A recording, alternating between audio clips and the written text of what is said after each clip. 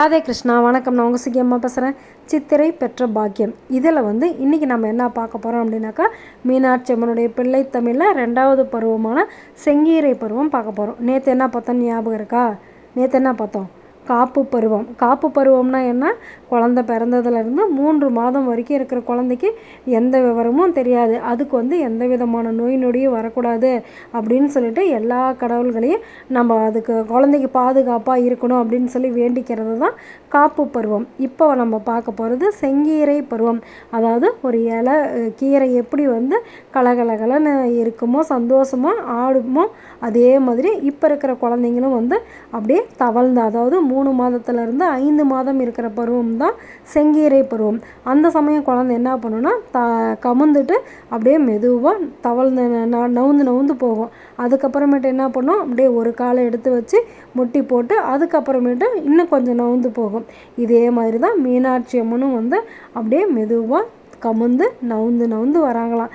இதை காஞ்சன மாலையும் அப்புறம் யார் மலையத்வஜனும் பார்த்து ரசிக்கிறாங்களாம். அதுக்கப்புறமேட்டு அந்த குழந்தை என்ன பண்ணோம், நம்மளுடைய கைகளில் நம்ம அதுக்கு ஒரு பால் கொடுக்குறோம், ஒரு தண்ணி கொடுக்குறோம் அப்படின்னா என்ன பண்ணோம், நம்மளுடைய கைகளை அப்படியே கெட்டியாக பிடிச்சிக்கும் அந்த குழந்தை.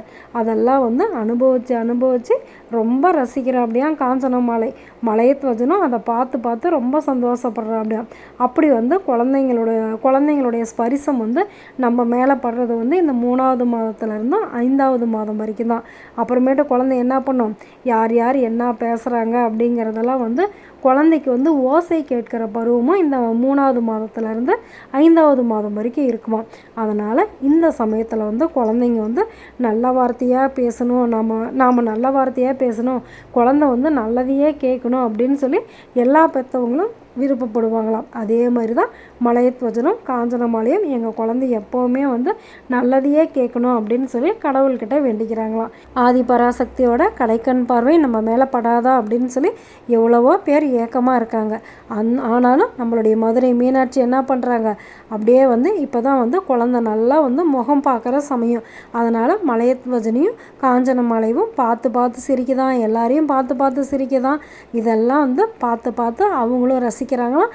நம்ம கண்ணு முன்னாலேயே இப்போ மீனாட்சி தவழ்ந்து வரதை நாம்ளும் பார்த்து ரசிக்க போகிறோம். இந்த பிள்ளை தமிழை எழுதினவர் யார்? நம்மளுடைய குமரகுருபரர். அவர் கண்ணு முன்னால் மீனாட்சி அப்படியே ஒவ்வொரு பருவமாக காமிக்கிறாங்க. அதே மாதிரி தான் நாமளும் இப்போ மீனாட்சியை பார்த்துக்கிட்டே இருக்கோம். மீனாட்சி எப்படி நல்ல வார்த்தைகளையே கேட்கணும் அப்படின்னு சொல்லி காஞ்சன மாலையும் அப்புறம் மலையத்வஜனும் ஆண்டவனை வேண்டிக்கிறாங்களோ, அதே மாதிரியே நாமளும் எல்லா குழந்தைங்களுமே நல்ல வார்த்தையவே கேட்கணும், நல்லதையே கேட்கணும் அப்படின்னு சொல்லி இறைவன்கிட்ட வேண்டிக்கலாமா? நல்லது நினைப்போம், நல்லதே நடக்கும், ஆனந்தமாக இருப்போம். Okay, bye. ராதே கிருஷ்ணா.